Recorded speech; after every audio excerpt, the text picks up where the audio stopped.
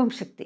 Jai Ganesha, Jai Varahi. Sri Varahi soul purity, Sri Varahi ஆத்ம ஞான தூய்மை படத்தின் மூலமாக மகா வராகி டிவியில் நீங்கள் இணைந்திருப்பதற்கு உங்களுக்கு அனைவருக்கும் வணக்கத்துடன் கூடி தெய்வ சக்தியோட அதீத ஆற்றல் உங்கள் அனைவருக்கும் கிடைக்க வேண்டும். வராகி அம்மனுடைய அருள் கடாட்சத்தையும் இந்த மாரியம்மன் மகமாயி ஜோதிடத்தின் மூலமாக அத்துணை தெய்வ சக்தி ஆற்றல் உங்களுக்கு கிடைக்க வேண்டும் என்று மனமாற வேண்டிக் கொண்டு உங்களுடன் தை வெள்ளிக்கிழமை சிறப்பு வழிபாட்டு பதிவிற்காக இணைகின்றேன். இதற்கு முந்தைய பதிவில் தை வெள்ளிக்கிழமை வழிபாட்டினுடைய சிறப்பு குறிப்பாக மன நிம்மதிக்கும் சஞ்சலமற்ற வாழ்வுக்கும் கணவன் மனைவிக்குள்ள ஒற்றுமையான ஒரு அந்யோன்யமான வாழ்க்கைக்கும் புத்திர பாக்கியத்துக்கும் இந்த தை வெள்ளிக்கிழமை நாக பூஜையினுடைய வழிபாட்டு தன்மையை நாம் கண்டிருக்கிறோம். அதைத் தொடர்ந்து தை வெள்ளிக்கிழமை சாயங்கால நேரத்தில் மகாலட்சுமியுடைய வழிபாட்டை பற்றிய ஒரு சிறப்பு பதிவை தான் நமக்கு இப்போ காண இருக்கின்றோம். பகல் காலையிலேயே உச்சி ஏறுவதற்குள்ள அந்தி சாய்வதற்குள்ள நாகாத்தம்மன் பூஜை செய்வது ரொம்ப சிறப்பு.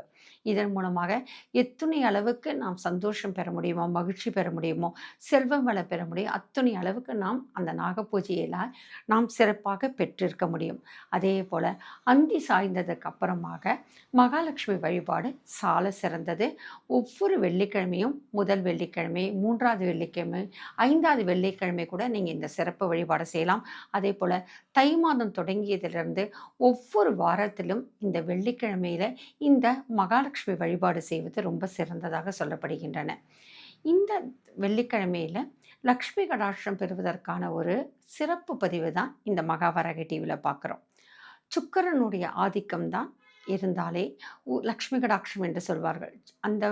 அவனுக்கு என்னப்பா ரொம்ப நல்ல செழிப்போடு இருக்கான், நல்ல மனைவி, காரு, வசதி, பங்களா இதெல்லாம் இருக்குது, சுக்கிரன் உச்சம்பா அப்படின்னு சொல்லுவாங்க. அந்த சுக்கிரனுக்கு உச்சம் என்று சொன்னாலே அங்கே யார் இருப்பார் என்று சொன்னால் மகாலட்சுமி என்று தான் சொல்லுவார்கள். இந்த சுக்கிரனுக்கு அதிபதி மகாலட்சுமி. வெள்ளிக்கிழமை அதனால்தான் சுக்கிரன் அதீத சக்தியோடு இருக்கின்ற நாளை தேர்ந்தெடுக்கிறார்கள்.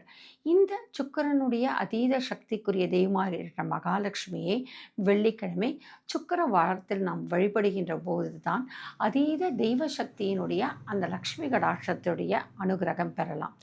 வீட்டில் சுக்கிரனுடைய வழிபாடு, சுக்கிரனுடைய ஆதிக்கம் இருக்கணும் அப்படின்னு சொன்னால் இந்த லக்ஷ்மி வழிபாடு உயர்ந்ததாகவும் உகந்ததாகவும் சொல்லப்படுகின்றன. இந்த தை வெள்ளிக்கிழமை இந்த சுக்கிர வாரத்தில் வழிபடுகின்ற நேரத்தில் முதல்ல நம்ம கிடைக்க போகிறது என்னென்று சொன்னால் கணவன் மனைவிக்குள்ள ஒரு ஒற்றுமை கிடைக்கும். வீட்டில் சஞ்சலம் அற்ற ஒரு நிம்மதியான வாழ்க்கை இருந்தாலே மகாலட்சுமி உள்ளே வருவாங்கன்னு சொல்லுவாங்க. எங்கெல்லாம் குழந்தை அழுகை இருக்கின்றதோ, அதாவது அனாவசியமாக குழந்தைகளை துன்புறுத்துதல், குழந்தைகளை அடிக்குதல், குழந்தைகள் பிடிவாதம் பிடித்தல், இந்த மாதிரி குழந்தைகளை திட்டுதல், இந்த மாதிரி இருக்கிற இடம் தான் லக்ஷ்மி வரமாட்டாங்கன்னு சொல்லுவாங்க. அதே போல் எங்கெல்லாம் சண்டைகள், சச்சரவுகள், கணவன் மனைவிக்குள்ள பிணக்குகள், துர்வார்த்தைகள், துர்நாற்றங்கள் இதெல்லாம் இருந்தாலும் அங்கே லக்ஷ்மி வரமாட்டாங்க. வெள்ளிக்கிழமைனா முதல் நாளை வியாழக்கிழமையே அதனால தான் தயார்படுத்திக்கணும்னு சொல்லுவாங்க. வியாழக்கிழமை குபேரர் முதல்ல உட்காந்துருவாராம். அதனால் வியாழக்கிழமை வீட்டை சுத்தமாக வைத்து கொள்ள வேண்டும் என்று சொல்வார்கள்.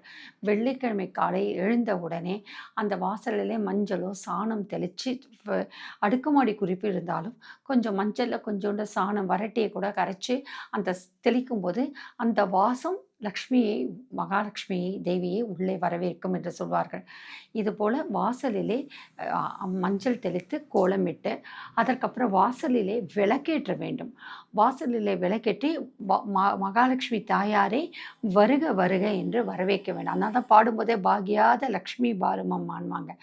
மகாலட்சுமி தாயாரை எங்கள் இல்லம் தேடி வருக என்று விடிகாலையிலேயே பிரம்ம முகூர்த்தத்திலேயே நாம் மகாலட்சுமி தாயாரை விளக்கேற்றி நம்ம உள்ள வரவேற்கணும். இதற்கப்புறமாக வீடை தூய்மையாக சுத்தமாக வைத்திருப்போம் இல்லையா.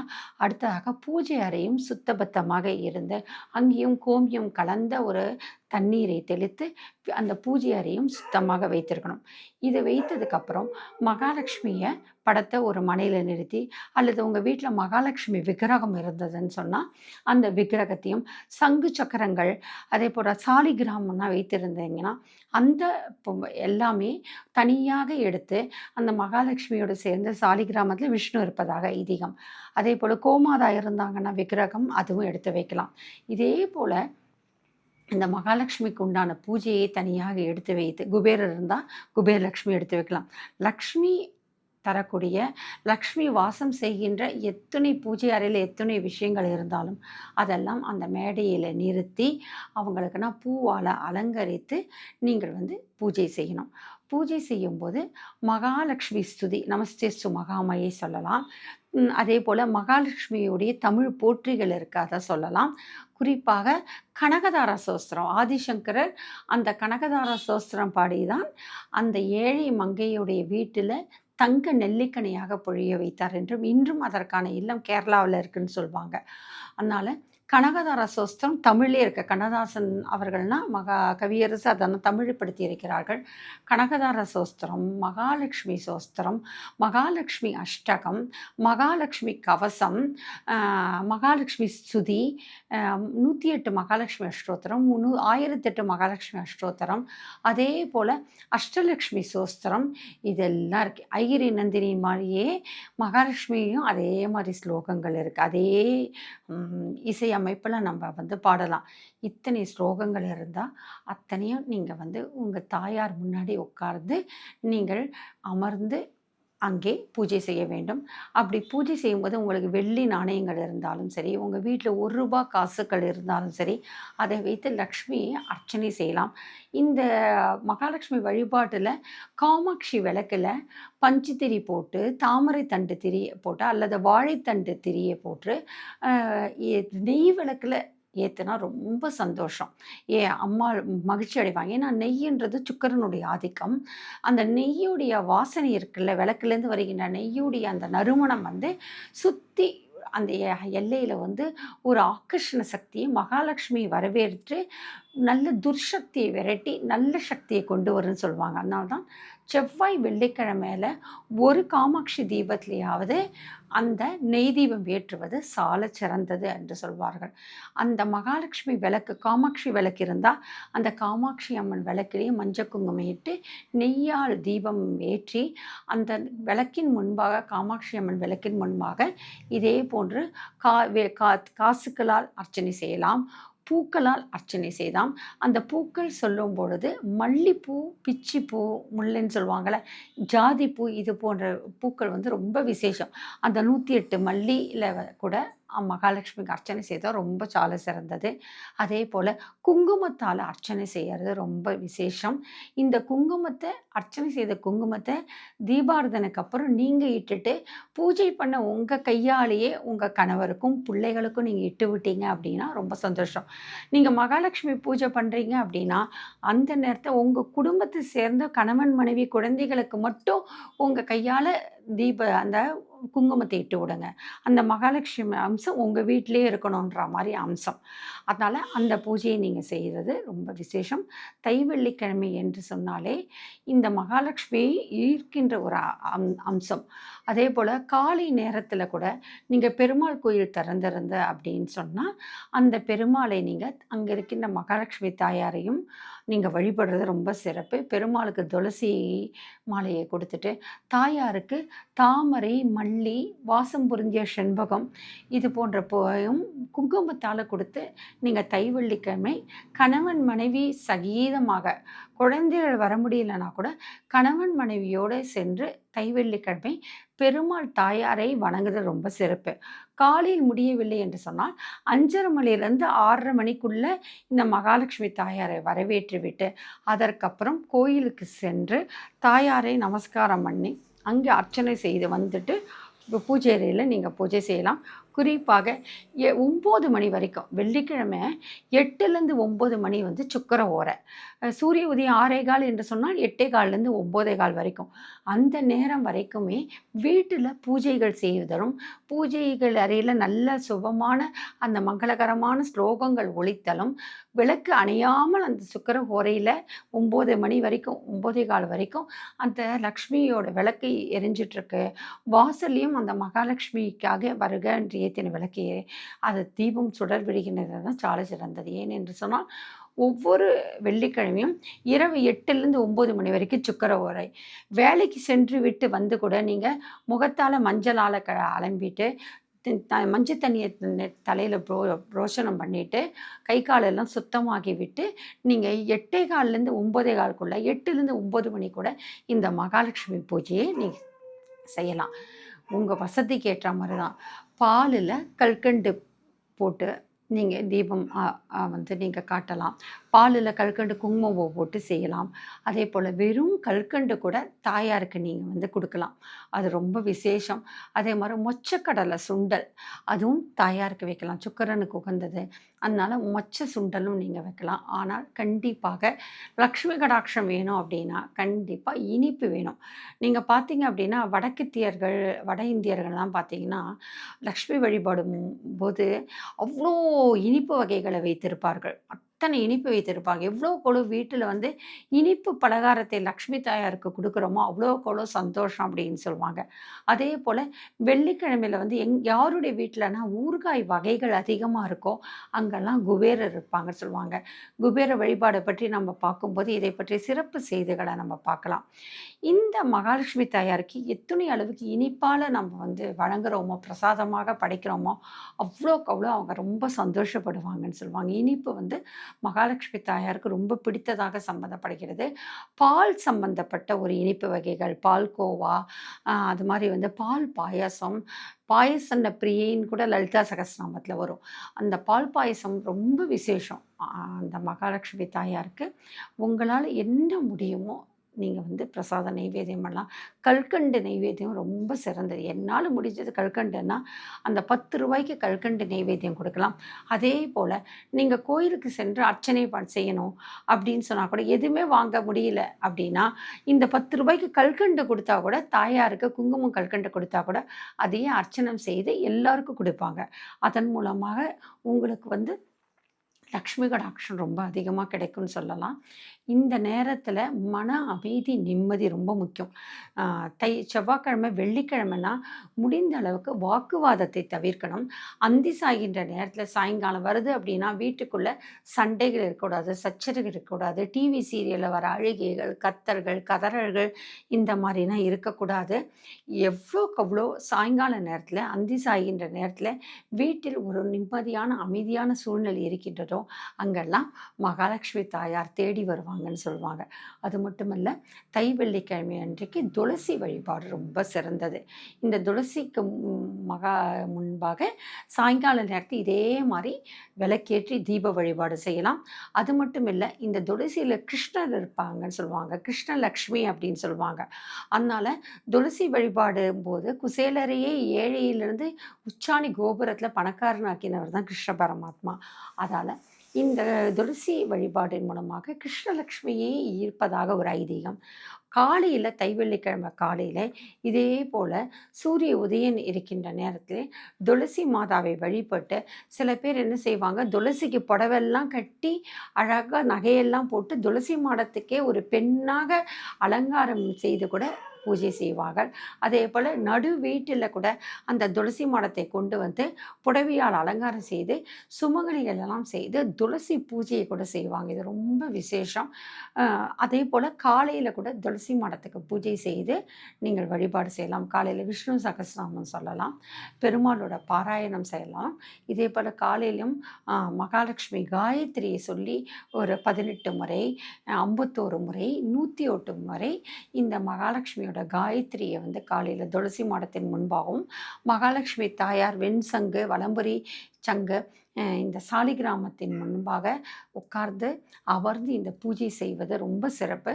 இந்த மகாலட்சுமி வழிபாட்டின் போது முடிந்த அளவிற்கு உட்கார்ந்து கொண்டு மனையிலேயோ அல்லது ஒரு நல்ல பாயிலேயோ உட்கார்ந்து கொண்டு தாயாரை உட்கார்ந்த முகமாக பூஜை செய்வது ரொம்ப சிறப்பு.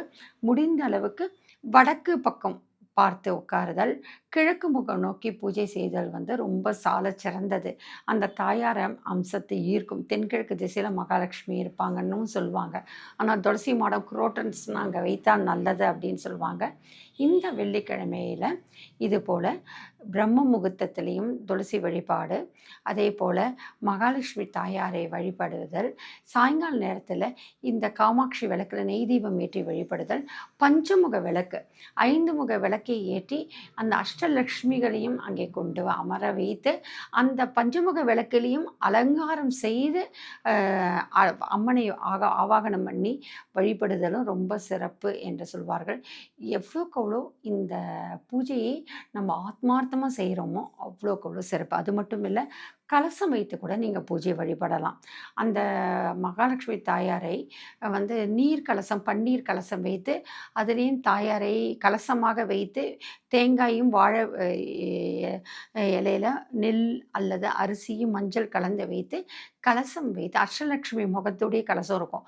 அந்த முக கலசத்தையும் தேங்காயை வைத்து மாவிளையோடு அலங்கரித்து அதற்கு பூவால் அலங்கரி செய்து பட்டாடை உடுத்தி அப்படியும் நீங்கள் கலச வழிபாடு பண்ணலாம். நம்ம அவசர கதியில் இருக்கோம், நம்ம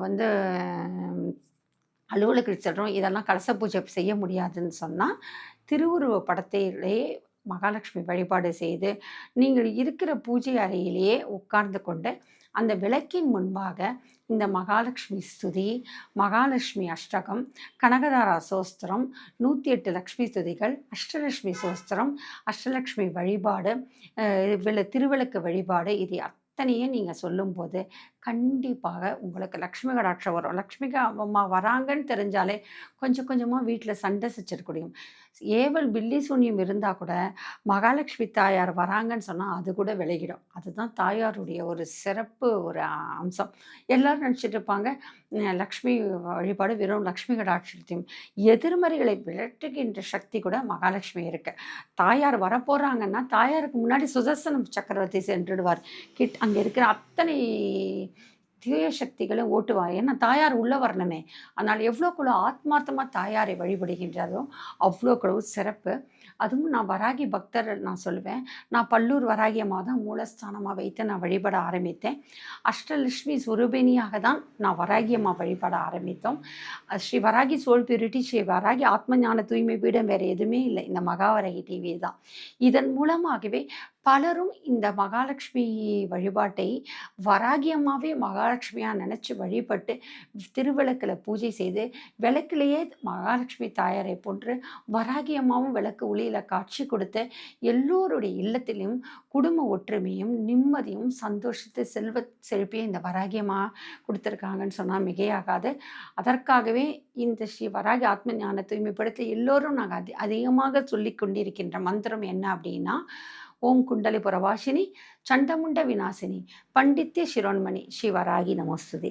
அஷ்டலட்சுமி சுரூபிணி அஷ்டதாரித்ய நாசினி இஷ்டகாம பிரதாயினி ஸ்ரீவராகி நமோஸ்துதே. லூம் வராகி லூம் உன்மத்த பைரவி பாதுகாப்பியம் நமோ நமக.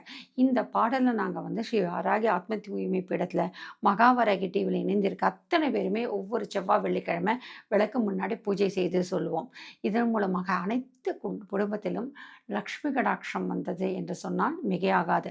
ஒவ்வொரு வாட்டி நமஸ்துதே ஓம் குண்டலி புரவாசினி சண்டமுண்ட விநாசினி பண்டித்த சிரோமணி ஸ்ரீ வராகி நமோஸ்துதே நமஸ்காரம் பண்ணுங்க. அஷ்டலட்சுமி சுரூபிணி அஷ்டதாரித்ய நாசினி இஷ்டகாம பிரதாயினி ஸ்ரீ வராகி நமோஸ்துதே திருப்பி நமஸ்காரம் பண்ணுங்க. லூம் வராகி லூம் முன்பத்த பைரவி பாதுகாப்பியம் நமோ நமகன்னு அவங்க பாதுகையில் சரண் பிடிங்க. இந்த மாதிரி அம்மாவோடைய காலை பற்றி கொண்டே என்று சொன்னால் ரொம்ப சிறப்பு. வராகி பக்தர்கள் இந்த ஸ்ரீ வராகி ஆத்ம ஞான தூய்மை பீடத்தில் வராகி அம்மாவை லக்ஷ்மி சுரூபிணியாக தான் நான் எல்லாருக்குமே கற்றுக் கொடுத்துருக்கேன். அந்த வகையில் தான் எல்லாரும் அந்த லக்ஷ்மி கடாட்சத்தை பெற்று இருக்கிறார்கள்.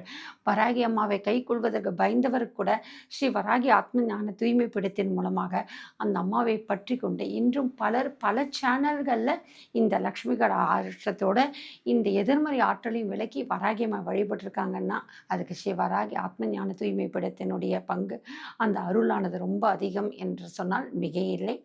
இந்த தைவெள்ளிக்கிழமையில் இந்த அம்சத்தோட மகாலட்சுமி தாயாரை வரவேறுங்கள். வராகி பக்தர்கள் மகாலட்சுமி தாயாராக இணைத்து வராகி அம்மாவை வழிபடுகின்ற அஷ்டலட்சுமியரும் இங்கே தஞ்சம் புரிவார்கள்.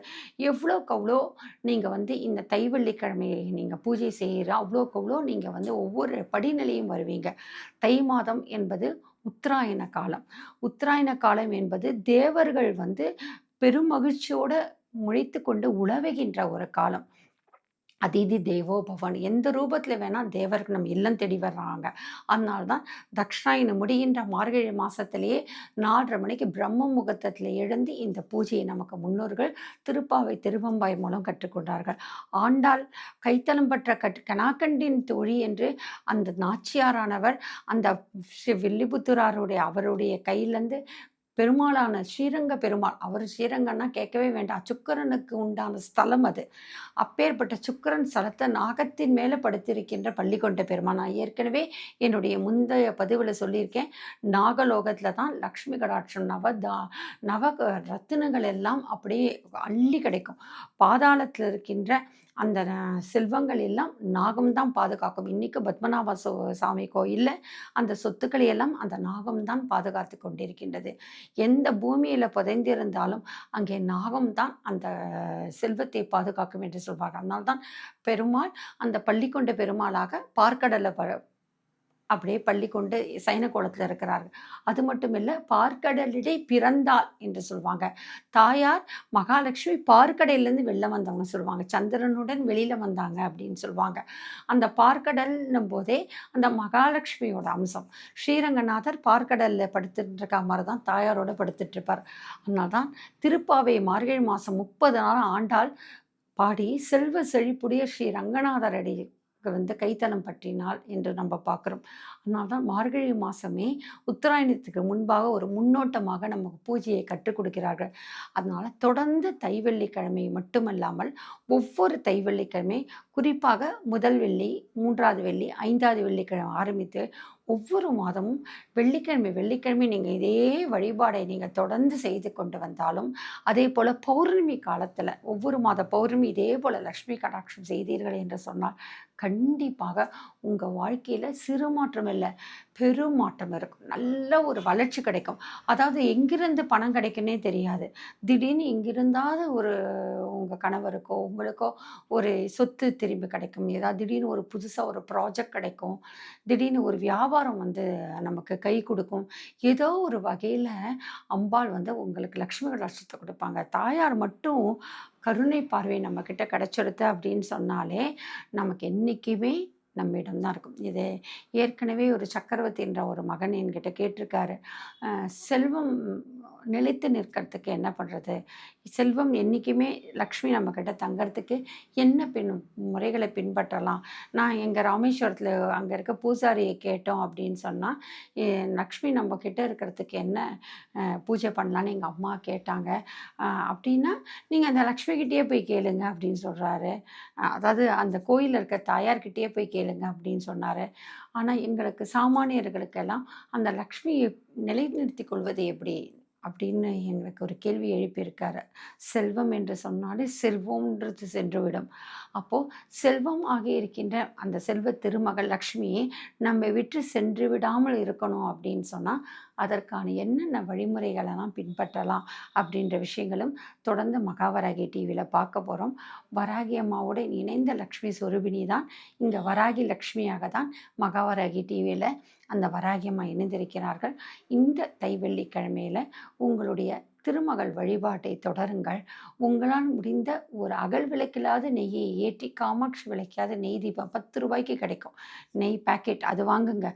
அந்த 10 ரூபாய் விளக்குலேயே உங்களுக்கு பஞ்சு திரியிலேயே உங்களுக்கு லக்ஷ்மி தாயார் வந்துடுவாங்க. இருதய வாசனை எங்கெல்லாம் இதயம் சுத்தமாக இருக்கின்றதோ, எந்த இடத்திலெல்லாம் உண்மை இருக்கின்றதோ அங்கெல்லாம் அழகு இருக்கும்.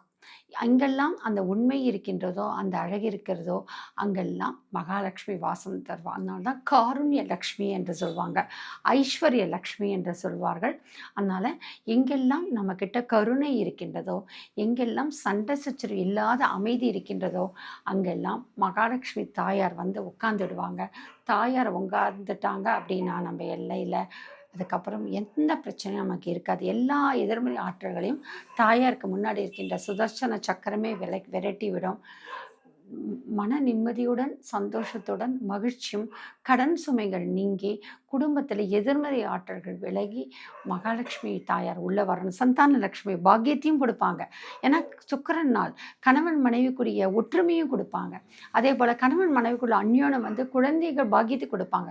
அதே போல் குழந்தைகள் அமைதியோடும் சண்டை சச்சரவு இல்லாமல் அந்த குழந்தைகள் ஆயுள் ஆரோக்கியம் எல்லாத்தையுமே கொடுக்குறவங்க தான் இந்த அஷ்டலக்ஷ்மி சொரூபிணியாக இருக்கின்ற மகாலட்சுமி தாயார். ஏன்னா தனலக்ஷ்மியாக வருவாங்க, தானிய லக்ஷ்மியாக வருவாங்க, வித்யாலக்ஷ்மியாக வருவாங்க, வீரலக்ஷ்மியாக வருவாங்க, கஜலக்ஷ்மின்னா அரசாட்சி தொழிலில் சிறப்பு கொடுப்பாங்க, சந்தான லக்ஷ்மியாக வருவாங்க, காருண்ய லக்ஷ்மியாக வருவாங்க, ஐஸ்வர்யலக்ஷ்மியாக வருவாங்க, குபேரலக்ஷ்மியாக வருவாங்க, வைபவலக்ஷ்மியாக வருவாங்க. எல்லா ரூபமாக இந்த மகாலட்சுமி தாயார் வந்து உட்காருவாங்க. தாயார் எங்கே இருக்காங்களோ அங்கெல்லாம் பெருமாள் வந்து உட்காந்துருவார். எங்கெல்லாம் தாயார் இருக்காங்களோ அங்கெல்லாம் பெருமாள் தாயாரோடு இருந்தால் தான் அவர் லக்ஷ்மி நாராயணன். தாயார் இல்லைன்னா அவரே தரித்திர நாராயணன் சொல்லுவாங்க. அதனால பெருமாள் வந்து தாயார் எங்கே போகிறாங்களோ அவர் பக்கத்துலனா வந்து பெருமாள் வந்து உட்காந்துருவார். அப்போ பெருமாள் உட்காந்தார்னா சுதர்சன மூர்த்தியும் சக்கரத்தாழ்வாக வந்துடுவாங்க. அப்போ வீட்டில் எந்த வித எதிர்மறை ஆற்றலும் இருக்காது. நல்ல ஒரு ஆற்றல் தான் இருக்கும்.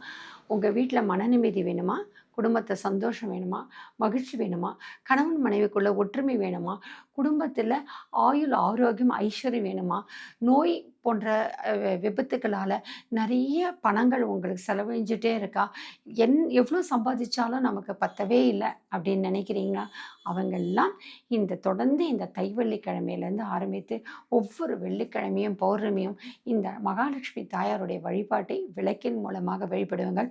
குறிப்பாக வராகி லக்ஷ்மியாக வராகி அம்மாவும் விளக்கில் வழிபடுங்கள். பல அதிசயங்கள் விளக்கொலியிலேயே அம்மா காவட்டுவாங்க. என்னுடைய சேனலில் பார்த்தீங்கன்னா விளக்கு முகம் மகாலட்சுமியோட காமாட்சி முகமே மகாலட்சுமி முகமே வராகி முகமாக மாறிய பதிவெல்லாம் இங்கே இருக்குது பாருங்கள். அத்தனை அளவுக்கு வராகி அம்மா அந்த வெள்ளிக்கிழமை கும்பிட்டு அவங்களே வந்து உட்காந்துருவாங்க. லக்ஷ்மி கடாட்சம் தருகின்ற தாயாராக உட்காருவாங்க. நம்ம சேசு மகாமாயே ஸ்ரீபீடே சிறபூஜித்தே சங்கு சக்கர கதாஸ்தே மகாலட்சுமி நமஸ்துதே. சங்கு சக்கரத்துடன் காட்சியளிக்கின்ற அந்த மகாலட்சுமியை வணங்குவோம். நம்மளுடைய எதிர்மறை ஆற்றல் விலகி நல்ல ஒரு ஆற்றலை பெறுவதற்கு இந்த தாயாரை வழிபடுவோம். பொக்கிஷம் இல்லை மட்டுமில்லை, ஆரோக்கியம் ஆகிய பொக்கிஷம், நிம்மதியான ஒரு பொக்கிஷம், ஒற்றுமை என்ற ஒரு பொக்கிஷம், பிள்ளைகள் ஒழுக்கத்துடன் பண்போடு நற்பண்போடு வளர்கின்ற பொக்கிஷம், சண்டை சச்சரவற்ற அக்கம்பக்கத்தாருடன் குடும்பத்துடன் அயலாருடன் எல்லாமே பிணக்குகளற்ற ஒரு மகிழ்ச்சியான ஒரு நிலை வேணும் அப்படின்னா கண்டிப்பாக இந்த மகாலட்சுமி தாயாருடைய வழிபாடு வெள்ளிக்கிழமை ரொம்ப சிறப்பு. ஜவ்வாது ரொம்ப பிடிக்கும். தசாங்க வாசனை வந்து மகாலட்சுமி தாயாருக்கு ரொம்ப பிடிக்கும். அதனால் தசாங்க மனம் வந்து மகாலட்சுமி தாயாரை ஈர்க்கின்ற ஒரு மனமாக சொல்லுவார்கள். இந்த சாம்பிராணி தீபம், இந்த தசாங்கத்துடைய நறுமணம், இதெல்லாம் மகாலட்சுமி தாயாரை நம்ம வீட்டில் நிலைத்திருக்கின்ற ஒரு தன்மையை கிடைக்கும். தண்ணீர் பூஜை அறையில் இருந்தாலும் அந்த பன்னீர் வாசனையும் அந்த ஏலக்காய் நறுமணமும் இந்த பச்சைக்கற்பூர வாசனம் இதெல்லாம் அந்த நீரில் இருந்தாலும் அந்த கலசம் மகாலட்சுமி தாயாரை அங்கே ஈர்த்து வைக்கும் என்று சொல்வார்கள். செவ்வாய் வெள்ளிக்கிழமை இந்த மாதிரி நீர் கலசம் வைங்க. ஆனால் எக்காரத்து கொண்டும் செவ்வாய் வெள்ளிக்கிழமை அந்த தண்ணீரை மாற்றக்கூடாது.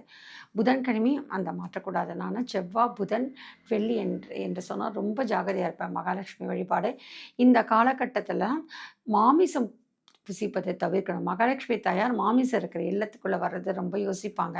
அதனால் செவ்வாய்க்கிழமை, புதன்கிழமை, வெள்ளிக்கிழமை, பௌர்ணமி காலகட்டத்தெல்லாம் வீட்டுக்குள்ளே மாமிசம் புசிப்பதோ மாமிசம் வீட்டுக்குள்ளே வராமல் இருந்ததுன்னு சொன்னால் இந்த பூஜைகள் இன்னும் மெருகேறும், அழகேறும், இன்னும் சுபிட்சத்தையும் மகிழ்ச்சியும் கொடுக்கும்.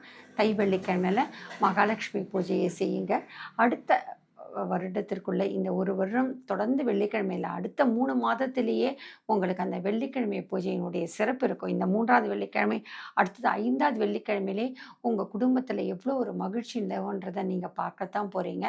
தை வெள்ளிக்கிழமை நாக வழிபாடும், தை வெள்ளிக்கிழமை இந்த மகாலட்சுமி வழிபாடும் குடும்பத்தில் ஒற்றுமையும் மகிழ்ச்சியும் சந்தோஷத்தையும் கொடுக்கும் என்ற நம்பிக்கையுடன் நம்ம பெரியவங்க ஒரு விஷயம் கற்றுக் கொடுத்துருக்காங்க அப்படின்னா அதெல்லாம் நம்மளுடைய வளர்ச்சிக்கும் நன்மைக்கும் என்பதை உணர்ந்து இந்த சுக்கிர வாரத்திலே தை மாதம் உத்தராயணத்தில் அதீத தெய்வ சக்தி ஆற்றல் இருக்கின்ற அந்த பிரபஞ்ச காலகட்டத்தில் தாயாரை வழிபட்டு மகாலட்சுமி வழிபட்டு அனைத்து சுகங்களையும் இன்பத்தையும் பெருக வேண்டும் என்று வணங்கி எல்லாம் வல்ல தாய் எங்கும் நிறைந்தாய என்று இந்த மகமாய் ஜோதிட நிலையத்தின் மூலமாக இங்கே வீட்டிற்கிற அத்துணை தெய்வ சக்தியினுடைய ஆற்றலானது உங்களுக்கு கிடைக்க வேண்டும் என்று சொல்லி வராகி அம்மா வராகி லக்ஷ்மியாக இருந்து உங்கள் வீட்டில் அலங்கரித்து உங்களுக்கு லக்ஷ்மி கடாட்சி தர வேண்டும் என்று சொல்லி மகாலட்சுமி தாயாரை வழிபடுவோம். நமஸ்தே சு மகாமாயே ஸ்ரீ பீடே சுர பூஜிதே சங்கு சக்கர கதாஸ்தே மகாலட்சுமி நமஸ்துதே.